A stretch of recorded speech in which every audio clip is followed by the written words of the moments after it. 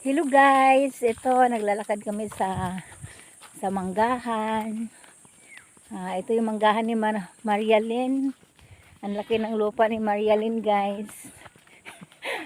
Ang daming mga tanim, talaga masipag si Marialyn. Ang dami-dami ng mga tanim. Ito yung tanim niya guys, oh ayan. Yan, mga mangga niya yan guys.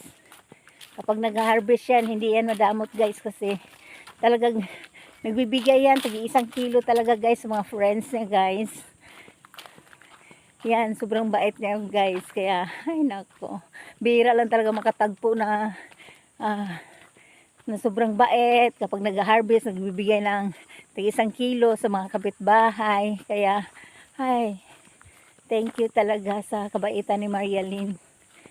Ay, pero lagi ko siyang kasama guys. Siya talaga ang best friend ko. Pero nako, lagi ko naiiwan kasi masyado siyang mabilis maglalakad guys. Ayan, nauna na naman sa akin.